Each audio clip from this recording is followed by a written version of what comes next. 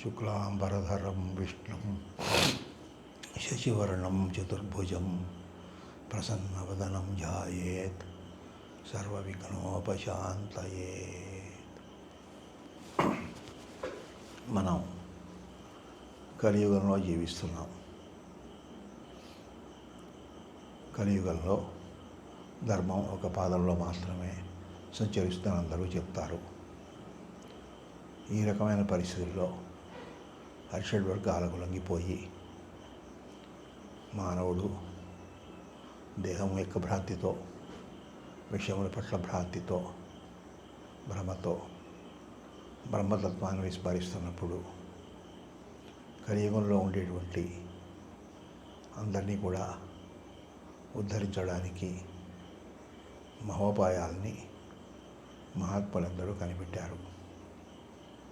వాటిల్లో ప్రధానమైనది భాగవతము. భాగవతం అనేది వేదవ్యాసుడు రాసిన 18 పురాణాల్లో ఒకటి. దీని మీద అనేక వ్యాఖ్యలు వెలువడ్డాయి. వాటిల్లో శ్రీధర వ్యాఖ్య అనేది భాగవతానికి సంబంధించి ఎంతో ప్రసిద్ధి పొందినది. ఆ భాగవతానికి వేరువేరు భాషల్లో తెలుగు అనువాదాలు కూడా వచ్చాయి. ముఖ్యంగా తెలుగు భాషలో వచ్చిన పోతనామాచ్యుడు రాసిన శ్రీమద్భాగవతము అనేది ఎంతో సుప్రసిద్ధమైనటువంటి కావ్యం, సాహిత్యం. అక్కడ భాగవతం యొక్క గొప్పదనాన్ని, భాగవత యొక్క ఆవశ్యకతను అనేక మంది అనేక రకాలుగా వర్ణిస్తూ వచ్చారు.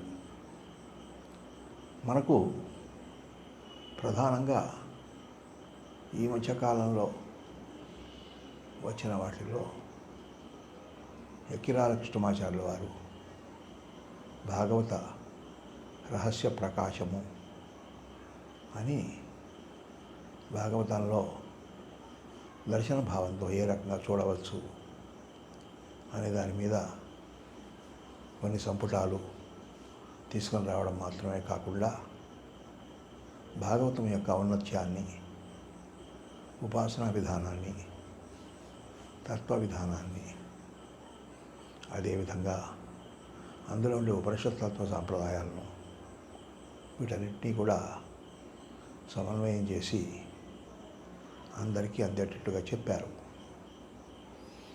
భాగవతం కథగా తీసుకున్నట్లయితే మనం కేవలం పరీక్షిత్ మహారాజుకి శుక మహర్షి బోధించినటువంటి అంశం మాత్రమే.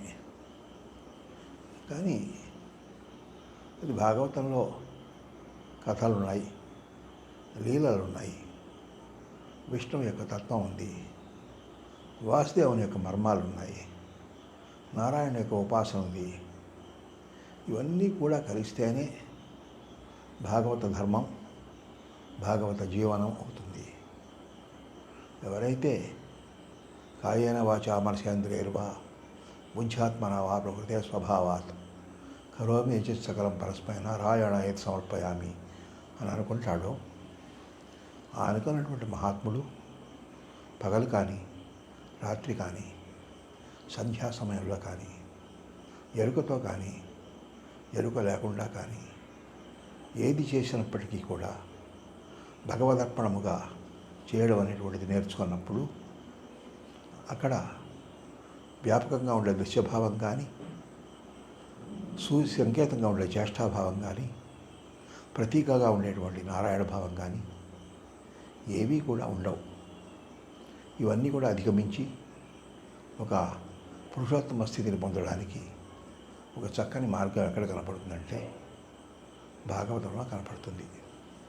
కాబట్టి భాగవతాన్ని చదవడం ఎలాగా అనే ప్రశ్న వేసుకున్నట్లయితే పోతనామాచ్యుడు రాసిన భాగవతం మధ్యలో కొంతకాలం గడిపోయిందని తర్వాత మరి కొంతమంది దాన్ని పూరించారని కూడా చెప్తారు.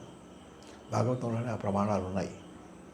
ఆయన యొక్క శిష్యులు కొంతమంది పూరించినట్లుగా మనకు కనపడుతోంది. కాబట్టి భాగవతంలో కిలమైనటువంటి పరిస్థితికి దాని కథలు రకరకాలుగా ఉన్నాయి, అది వేరే విషయం. కానీ భాగవతం అనబడేది దానిలో తప్పులు ఎంచకూడదు అని చాలామంది పండితులు కూడా చెప్పారు. ఎందుకంటే భాగవతం యొక్క స్వరూపం ఈ సృష్టికి అతీతమైంది, దృశ్యానికి అతీతమైంది, దృక్కుకు అతీతమైనది, అన్ని రకాల భావాలకు అతీతమైంది. అది కేవలం స్వస్వరూపానికి మాత్రమే సంబంధించింది. అటువంటి కావ్యాన్ని గురించి, అటువంటి ప్రక్రియ గురించి, అందులో ఉండేటువంటి కథా సంవిధానం గురించి మనకి కేవలం ఒక తెలుగు పద్యం చెప్తే అనువాదం చేసే పద్ధతిలో చెప్పడానికి వీలు కాదు. ఎందుకంటే భాగవతంలో మాటకు దాటిపోయినటువంటి అంశాలు చాలా ఉంటాయి. వాటన్నిటినీ కూడా గురిగుచ్చి దగ్గరగా చేసినప్పుడు మన యొక్క మస్తిష్కంలో ఉండేటువంటి ఒక సూక్ష్మాతి సూక్ష్మమైన అంశాలన్నీ కూడా అవి ఉద్దీప్తమయ్యి ఆ విష్ణుతత్వాన్ని దాటి, వాసుదేవ తత్వాన్ని దాటి ఆ నారాయణ తత్వంలో ఉండేటువంటి ప్రవేశించేటువంటి పరిస్థితి ఏర్పడుతుంది.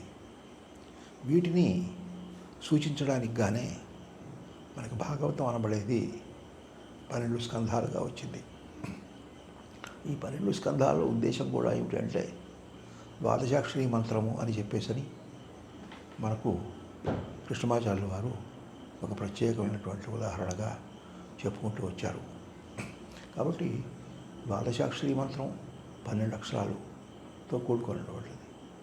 అలాగే ఈ భాగవతంలో ఉండే ఒక చక్కని రహస్యాన్ని వారు ఒకటి చెప్పారు. అదేమిటి అని చెప్పేసి అంటే, ప్రథమ స్కంధంలో శ్రీకృష్ణుడి యొక్క నిర్వాణం కలుగుతుంది. కానీ దశమ స్కంధంలో శ్రీకృష్ణుడు మళ్ళీ తిరిగి జన్మిస్తాడు. దీని గురించి కృష్ణమాచార్యులు వారు వ్యాఖ్యానం చేస్తూ చక్కటి మాట అన్నారు. అపరిమితమైనటువంటి ప్రజ్ఞ నశించిన తర్వాత అది మళ్ళీ పరిమితమైన ప్రజ్ఞగా మానవ రూపంగా అవతరించమనబడేటువంటిది అక్కడ జరిగింది అనే దానికి ఉదాహరణగా ఆ అపరిమితమైన స్థితి నుంచి పరిమితమైన స్థితి రావడానికి గర్భంలో ఏ విధంగా అయితే 10 నెలలు పడుతుందో అదే రకంగా ఆ 10 నెలల కాలం కూడా పట్టింది. 10 స్కంధాల్లో వచ్చి 10వ స్కంధంలో వారు శ్రీకృష్ణుడుగా నందగోకులంలో పెరగడానికి అవకాశం రావడం, దేవకి వసుదేవుల యొక్క కుమారుడిగా జన్మించడం ఇత్యాదులన్నీ కూడా ఉన్నాయి అని వారు చెప్తారు. అదే రకంగా ఆ కథల్ని, ఆ భావాలను, ఆ సంవిధానాన్ని చూసినట్లయితే ఇంకొక కొన్ని విషయాల గురించి కూడా వాళ్ళు ప్రత్యేకించి చెప్పుకుంటూ వచ్చారు. వాటిల్లో మనకు ధ్రువుడు, ప్రహ్లాదుడు, అంబరీషుడు ఈ మొదలైన భక్తులందరూ కూడా కలిసి ముందు వాళ్ళ గురించి చెప్పిన తర్వాత చిట్ల చివరిలో మనకు గోపికల యొక్క ఆత్యంతికమైన భక్తి యొక్క స్వరూపాన్ని చెప్పడం జరిగింది అని చెప్తారు. అంటే ఇక్కడ దీని యొక్క ఉద్దేశం భక్తిలో ఉండే వేరువేరు స్థితులను అధిగమించి ఆ భక్తి యొక్క తత్వంలో రూపము దాటి, స్వరూపము దాటి, స్వస్వరూపముతో అనుసంధానం చేసుకునే పరిస్థితుల్లో ఆ భగవంతుని ఎడల మిక్కుటమైనటువంటి ప్రేమ ఏదైతే ఉందో ఆ మిక్కుటమైనటువంటి ప్రేమతత్వాన్ని అర్థం చేసుకోవాలి అనేటువంటి దాన్ని, సాధనా మార్గంగా మరల్చుకోవాలి అనే దాన్ని మనం గ్రహించవచ్చు. భాగవతంలో ఇంకో విశేషం ఉంది. శ్రీకృష్ణుడి యొక్క ఘటనలో అది చెప్పడం జరిగింది. శ్రీకృష్ణుడు మథురా నగరానికి వస్తారు. మథురా నగరానికి వచ్చినప్పుడు వారు వస్తుండగా త్రివక్ర అనే ఒక అమ్మాయి వచ్చి, కుబ్జ అంటారు దాన్ని, త్రివక్ర. ఆ త్రివక్ర అనే అమ్మాయి శ్రీకృష్ణుడికి గంధములు సమర్పించి సేవ చేస్తుంది. ఆ సేవ చేసిన దానికి ఆమె ఆమెకు శ్రీకృష్ణుడికి బహుమానం ఇద్దాం అనుకుంటాడు. బహుమానం ఏమడుగుతుంది ఆమె? అయ్యా, నీ అంత సుందరమైనటువంటి వ్యక్తిని ఎక్కడా చూడలేదు. ఆ సుందరమైన వ్యక్తిని నీతో నేను ఒక రాత్రి గడిపితే చాలు అని చెప్పేసి అడుగుతుంది. అడిగినప్పుడు శ్రీకృష్ణుడు వారితో కలుస్తారు. వారికి ఉపశ్లోకుడు అని చెప్పేసి ఒక కుమారుడు కలుగుతాడు. ఆ ఉపశ్లోకుడు మనకి నారద మహర్షి యొక్క శిష్యుడయ్యి వైష్ణవ తంత్రాన్ని కూడా వ్రాశాడు అని చెప్పేసి భాగవతంలో చెప్పబడింది. ఈ సూత్రుడి దగ్గర నుంచి ఈ భాగవత కథ వింటున్నటువంటి మిగతా ఋషులందరూ కూడా, శౌనకాది మహర్షులందరూ ఒక ప్రశ్న వేస్తారు. శ్రీకృష్ణుడు భగవంతుడు కదా, ఆ భగవంతుడైనటువంటి వ్యక్తిని కేవలం ఒక శరీరానికి మాత్రమే పరిమితం చేసి కోరుకుంది కదా, అది తప్పు కదా అన్న భావాన్ని అడుగుతారు. అప్పుడు దానికి సూత్రుల వారు సమాధానం చెబుతూ, ఆ భగవత్ స్పృహతో నీవు ఏమి చేసినా కూడా నీ శరీరము కానీ, నీ మనస్సు కానీ, నీ ఉద్వేగాలు కానీ, నీ భావాలు కానీ, నీ ఆవేశాలు కానీ అన్నీ కూడా భగవదర్పణము అనే భావంతో కనుక నీవు ఉండగలిగినప్పుడు వాటి యొక్క అస్తిత్వమే ఉండదు. అక్కడ ఉండేటువంటి వాడు మొత్తం భగవంతుడు మాత్రమే ఉంటాడు. ఇది ఎంతో గొప్ప సందేశం, సాధకులకు చాలా గొప్ప సందేశం. ఎందుకంటే మనకు ఈ సందేశం యొక్క గొప్పదనం ఎలా ఉంటుంది అని చెప్పేసి అంటే, జప దాన వ్రత హోమ సంయమ తపస్వాధ్యాయ ముఖ్యం మూలం నిపుణులు కోరి ఏ విభుని కనగగా లేరు. అటువంటి వాడిని కనడానికి అవకాశం ఇచ్చేటువంటిది భాగవతం. భాగవతం ఒక మహాద్వారం. మీకు అనేక మంది భక్తులు, గొప్ప గొప్ప భక్తులు, మనకు అన్ని యుగాల్లో ఉండే వాళ్ళందరి గురించి కూడా చెప్పడం జరుగుతుంది. ఈ భాగవతం గురించి ఇప్పటికే మనం ఒక పరిచయం చెప్పుకున్నాం. ఆ పరిచయంలో ప్రధానంగా 4 అంశాలు చెప్పుకున్నాం. 1 శరణము, 2 స్మరణము, 3 వరణము, 4 మరణము అని. ఈ 4 రకాల్లో ఏ రకం పొందినా కూడా అది భగవత్పరంగా జరిగేది కాబట్టి, ఆ భగవంతుడు అంశ రూపంలో ఉన్న, ఆవేశ రూపంలో ఉన్న, అవతార రూపంలో ఉన్న ఆ వైష్ణవ తత్వం పరిపూర్ణమైనటువంటి జ్ఞానస్ఫూర్తిని ఇస్తుంది కాబట్టి, ఆ జ్ఞానముతో చేసే సేవ, ఆ భక్తి పూర్తిగా మిగలమాగినటువంటి పండు లాంటిది కాబట్టి, దాని యొక్క స్వరూపాన్ని అనుభవించడమే తప్ప మాటల్లో చెప్పడానికి మనకి వీలు కాదు. సాధకుడు అనేవాడు ఎప్పుడు స్థూల శరీరంతోనే మొదలు పెడతాడు సాధన. కానీ ఈ స్థూల శరీరంలో వచ్చే స్పందనను మూలం వైపు మళ్లించుకోవడమా, దృశ్యం వైపు మళ్లించుకోవడమా అనే ప్రశ్న ఉంటుంది. భాగవత ధర్మం అంతా కూడా స్థూల, సూక్ష్మ, కారణ, మహాకారణాల్లో వచ్చేటువంటి ఈ స్పందనల యొక్క అభినివేశాన్ని అవగాహన చేసుకోవడంలో ఎన్నో రహస్యాలను ఆయా కాలానుగుణంగా, ఆయా ధర్మానుగుణంగా, ఆయా తత్వానుగుణంగా చెప్పడం జరిగింది. మనకు భాగవతాన్ని ఒక కావ్యంగా 14వ శతాబ్దంలో మనకు కేసన లక్కమాంబల యొక్క కుమారుడైనటువంటి పోతన వ్రాశాడు అని చెప్పేసి చెప్పుకోవడం. ఈ పోతన బమ్మెర గ్రామానికి చెందినవాడని చెప్తారు. బమ్మెర పోతన ఇతరు ఒంటిమిట్లకు చెందినవాడని కొంతమంది, మిగతా ప్రాంతాలకు చెందినవాడు కొంతమంది అని ఇలా చెప్పుకుంటున్నారు.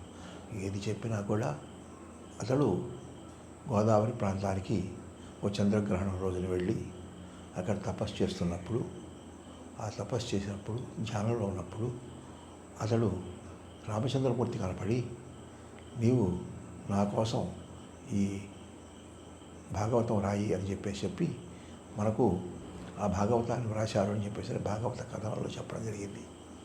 ఈ భాగవతము తెలుగులోను సంస్కృతంలోనూ ఉన్నటువంటి గుణాలు రెండింటినీ కూడా తీసుకుంది. కొందరికి తెలుగు గుణమగు, కొందరికి సంస్కృతంబు గుణమగు అని చెప్పేసి పోతన మహర్షులు చెప్తాడు. కాబట్టి తెలుగు గుణమైన వాళ్ళు ఉన్నారు, సంస్కృతం గుణమైన వాళ్ళు ఉన్నారు. ఎవరెవరికి ఏ రకమైన రీతిలో ఉంటుందో ఆ రకంగా నేను మెప్పిస్తూ నేను వ్రాస్తాను అని చెప్పేసి పోతనామాచుడు చెబుతాడు. అంటే అర్థం ఏమిటి? ప్రాకృతమైన సంస్కారం కలిగిన వాళ్ళు, సంస్కృతమైన సంస్కారం కలిగిన వాళ్ళు ఎవరైనా కూడా భాగవతాన్ని పొందవచ్చు. భాగవతము అంశరూపంలో ఉన్నా, ఆవేశ రూపంలో ఉన్నా, అవతార రూపంలో ఉన్నా, అది శరణమైన, స్మరణమైన, వర్ణమైన, మరణమైన ఒక పరిపూర్ణమైనటువంటి, ఒక సత్యస్ఫూర్తిదాయకమైనటువంటి ఒక యోగశాస్త్రము, ఒక ఉపనిషత్తు. అది ఎందువల్ల అంటే బ్రహ్మము యొక్క స్వరూపాన్ని జ్ఞానస్వరూపంగా చెప్పడం ద్వారా అది ఉపనిషత్తు అవుతుంది. పంచేంద్రియాలన్నింటినీ కూడా ఏకీకరించి, పంచవృత్తులన్నింటినీ కూడా అధిగమించి, చిత్తవృత్తులన్నింటినీ కూడా అధిగమించి, చిత్తవృత్తి నిరోధంగా ఉండడం వల్ల యోగశాస్త్రం అవుతుంది. ఒకవైపు యోగశాస్త్రంగా, ఒకవైపు భక్తి శాస్త్రంగా, ఒకవైపు ఉపనిషత్తుగా ఉండేటువంటి భాగవతము ఈ విధంగా జరిగింది అని చెప్పబడడం ద్వారా ఆ నాయకుడు అయినటువంటి జగత్తులోకి నాయకుడు, బ్రహ్మాండ నాయకుడు, ఆయన రంగనాయకుడు, ఈ ప్రకృతి రంగమనందు ఎంతో విలాసంగా ఉండేటువంటి వ్యక్తి, ఆ క్షీరసాగరమునందు శేషశల్పమునందు ఎంతో చక్కగా విశ్రాంతి తీసుకొని ఈ ప్రపంచాన్నంతా కూడా యోగమాయతో ముంచెత్తి ఆ వైష్ణవమైనటువంటి తత్వంతో ప్రకాశించేటువంటి మహాత్ముడు. వారి యొక్క లీలలు ఈ ప్రపంచంలో కనపడకుండా ఉండే చోటు లేదు. ఎటొచ్చి పశ్యతి సపశ్యతి, ఎవరు చూడగలడో వాడు మాత్రమే చూస్తాడు. అలా చూసిన వాడు పోతనామాత్యుడు. పోతనామాత్యుడు ఎలా చూశాడో అర్థం చేసుకున్నవాడు ఎక్కిరాల కృష్ణమాచార్యులు. పోతనామాత్యుడు వేదవ్యాసుడి కంటే విశిష్టంగా కూడా వచ్చి ఒక విశిష్టమైన వైదిక స్మారత సాంప్రదాయాలను జతపరిచి దానిలో ఉండే ఒక జగన్మోహనకరమైన, ఒక సౌందర్య రసారణమైనటువంటి, ఒక మహనీయమైనటువంటి, ఒక మహామహిమాన్వితమైనటువంటి భాగవత ధర్మాన్ని, భాగవత తత్వాన్ని, భాగవత భావాన్ని తెలుగు భాషలో ఆవిష్కరించినప్పుడు దాన్ని ఈ కాలానికి తగ్గట్టుగా, ఈ ప్రజలకు తగ్గట్టుగా ప్రతి ఒక్కళ్ళు కూడా తెలుసుకోవాలి. అంటే మనకు ఒక వస్తువు ఒకటే, ఒక సూర్యుడు సమస్త జీవులకు తాను ఒక్కొక్కడై తోచుకోరిక. అది ఎంత గొప్ప విషయం. ఉన్న సూర్యుడు ఒకడే. అదేవిధంగా భాగవతం ఎవరైతే చదువుతారో, ఎవరైతే భాగవత కథా ప్రపంచంలో ఆసక్తి కలిగి ఉంటారో, ఎవరైతే భాగవతంలో ఉండే శుద్ధ రామణీయకమైనటువంటి స్పృహను మాత్రమే వెతకడానికి ముందుకెడతారో వాళ్ళందరూ కూడా రూపాన్ని దాటి, భావాన్ని దాటి, జ్ఞానాన్ని దాటి, జ్ఞానాతీతమైన, జ్ఞానము అధిగమించినటువంటి ఒక మహత్తరమైనటువంటి స్థితిని పొందుతారు. అందువల్లే ఏవైతే జ్ఞానములకు ప్రధానమైన కారణాలుగా సూర్యుడు, చంద్రుడు, అగ్ని ఉన్నారు, ఈ మూడు లేని చోట, ఈ మూడు వెలగని చోట, ఈ మూడు ఉండని చోట ఉన్నటువంటి మద్ధామ పరమమ్మ అని భగవద్గీతలో చెప్పినట్లుగా అది నా పరమమైనటువంటి ధామము అన్నట్లుగా ఆ పరమధామము యొక్క స్పృహను అణువణువున ప్రతి అక్షరములోనూ కూడా అక్షరమైనటువంటి ఆ భాగవత స్పృహను అందిస్తున్నటువంటి మహాభాగవతాన్ని ఒకరోజు చదవడం కాదు, జీవితం అంతా పారాయణ చేస్తూనే ఉండాలి. భగవద్గీత చదవాలంటే చాలా సులభం. భగవద్గీత యోగం కాదు, భగవద్గీత గ్రంథం కాదు, భగవద్గీత పాండిత్యం కాదు, భగవద్గీత ఒక భావం మాత్రమే. భాగవతము భగవద్గీత రెండు ఒకటే. అక్కడ భగవద్గీత అనేది ప్రత్యేకించి ఒక అపరిమితమైన సత్యాన్ని పరిమితమైన సత్యంగా, ఒక జన్మ రహస్యాలను తెలిసిన వ్యక్తి, జన్మ అంటే ఏమిటో తెలియని వ్యక్తిని ప్రశ్న వేసిన వాడికి చెప్పిన సమాధానం. ఈ సమాధానంలో మనకి అనేక రకాల, అనేక జన్మల, అనేక భావాల, అనేక అవతారాల ఔన్నత్యాలన్నీ కూడా అక్కడ ప్రకాశిస్తూనే ఉన్నాయి. మనం రాత్రి వైపు ఆకాశం వైపు చూసినప్పుడు ఎన్నో నక్షత్రాలు కనిపిస్తాయి. కొన్ని మినుకుమని వెలుగుతుంటాయి, కొన్ని బాగా కళ్ళకు కనపడుతుంటాయి, కొన్ని ఉన్నా లేనట్టుగా ఉంటాయి. అలాగే ఈ భాగవత కథా ప్రపంచంలో కూడా కొంతమంది ఉన్నారా లేదా అనే అనుమానం కూడా వస్తుంది. కానీ ఈ ఉన్నటువంటి వాళ్ళు చేసిన పనిని బట్టి, వాళ్ళ యొక్క స్థితిని బట్టి, వాళ్ళ యొక్క సానుకూలతను బట్టి వాళ్ళందరూ కూడా నిత్యస్మరణీయులుగా, ప్రాతస్మరణీయులుగా, భాగవత ధర్మ ప్రవక్తలుగా వాళ్ళందరూ కూడా నిలబడినప్పుడు, భాగవత జీవనాన్ని మన జీవనంగా మనం చేసుకోవాలనుకున్నప్పుడు, ఒక జీవనానికి ఒక సౌందర్య తత్వాన్ని ఆపాదించాలని చెప్పేసి మనం అనుకుంటున్నప్పుడు ఆ సౌందర్యంలోనే జీవించాలి. ఆ వైష్ణవమైనటువంటి ఒక అనక స్థితిని పొందుతూ 4 రకాలైనటువంటి వాసుదేవ వ్యూహము, సంకర్షణ వ్యూహము, ప్రద్యుమ్న వ్యూహము, అనిరుద్ధ వ్యూహము అనేటువంటి వీటన్నిటినీ కూడా అధిగమించి ఒక వ్యూహాతీతమైనటువంటి, ఊహాతీతమైనటువంటి, భ్రమాతీతమైనటువంటి, భ్రాంతిరహితమైనటువంటి ఒక కేవల తత్వాన్ని తీసుకెళ్ళడానికే కైవల్య పదంబు చేరుటకునై అని చెప్పేసి పోతనామాచ్యుడు మొట్టమొదలు పెట్టాడు. శ్రీ కైవల్య పదంబు చేరుటకునై, అక్కడ శ్రీ కైవల్య పదంబు చేరుటకునై ఆ కేవలమైన శక్తి మాత్రమే ఉపాధిగా కలిగిన స్థితి ఏదైతే ఉందో, మనకి శక్తి ఈ ప్రపంచంలో అంతా కూడా రూపంతో కనపడుతోంది. అది కేవలమైన శక్తి కాదు. అక్కడ శ్రీ కైవల్య పదంబు చేరుటకునై అని చెప్పేసి ఆ శ్రీ అనేటువంటి శక్తి స్వరూపమే, కానీ అది కేవలమైన శక్తి. ఆ కేవలమైన ఈ కైవల్యం యొక్క స్థితి ఏ విధంగా ఉంటుంది అని చెప్పేసి అంటే, ఎచ్చట గుణముల యొక్క ప్రతి ప్రసవము ఉండదో అక్కడ మనకు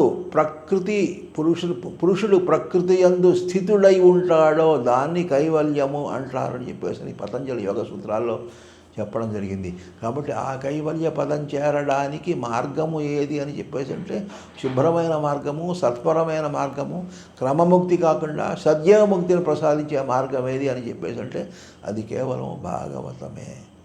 భాగవతం అనే దాని గురించి మనకి పండితులు కానీ పామరులు కానీ అందరూ కూడా భాగవతాన్ని అనుసరిస్తూ ఉన్నారు. ఈ భాగవతం చదివితే బాగుపడతామని చెప్పేసి భగవాన్ సత్యసాయి వారు చెప్పారు. అదే భాగవతాన్ని గురించి జిల్లేడుపూడి అమ్మగారు మాట్లాడుతూ, వాళ్ళ పెద్దమ్మగారు అన్నపూర్ణమ్మ గారు భాగవతం చదివామని చెప్పేసి అంటే, ఇన్నిసార్లు చదివావా భాగవతాన్ని? ఒక్కసారైనా ఆ మాధవుడు నీకు ప్రత్యక్షం అయ్యాడా లేదా అని అడుగుతారు. ఆ మాధవుడు ప్రత్యక్షం అనబడేటువంటిది అర్థం ఏమిటి? ఆ మాధవ స్థితిని నువ్వు చేరావా లేదా? ఈ అక్షరరమ్యతను దాటి, ఈ ఉజ్వలమైనటువంటి వృత్తాలను దాటి, ఇక్కడ ఉండేటువంటి ఒక శుకాలాపాన్ని దాటి, వీటన్నిటినీ దాటి ఒక రకమైనటువంటి ఏమీ లేని ఒక మూలమైన స్థితి, ఆ కేవలమైన స్థితి, భాగవత ధర్మమునకు అతీతమైన, భాగవత గుణమునకు అతీతమైన, ఇవన్నీ కూడా పృథ్వీ లక్షణాలు. వీటన్నిటి కూడా దాటిపోయి పంచభూతాల యొక్క తత్వాన్ని దాటిపోయినప్పుడు ఉండేటువంటి ఒక మహనీయమైన, రమణీయమైన సౌందర్య లహరే భాగవతము. కాబట్టి ఈ భాగవతం అనబడేదాన్ని మనం తలుచుకుంటే ప్రతిరోజు తలుచుకోవచ్చు. భాగవతం కనపడని చోట్లేదు. ఎందుకంటే మనకి ఏ రకంగా అయితే 10వ అధ్యాయంలో మనకి విభూతి యోగంలో భగవద్గీతలో ఏ రకంగా అయితే ఈ సృష్టిలో కనపడే వాటిల్లో వీటన్నిటిలో నేనున్నాను అని చెప్పుకోవడం ఎలా అయితే జరిగిందో వచ్చిందో, అదేవిధంగా ఈ విశ్వం అంతా కూడా ఆ బ్రహ్మాండ నాయకుడైనటువంటి, ఆ జగన్మోహనుడైనటువంటి ఆ నారాయణమూర్తి యొక్క అంశ స్వరూపాలు.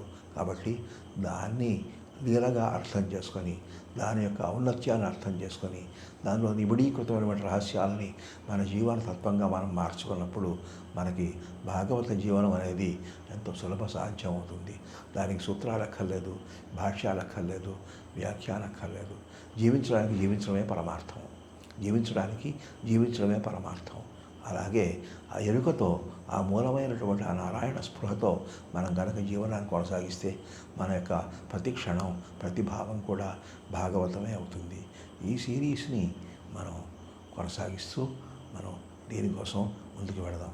అందుకోసం గాను ప్రపంచంలో భాగవతోత్తములందరి యొక్క ఆశీస్సులు మన్ని భాగవత భావ ఉన్ముఖం వైపు చేయాలని చెప్పేసి భావిస్తూ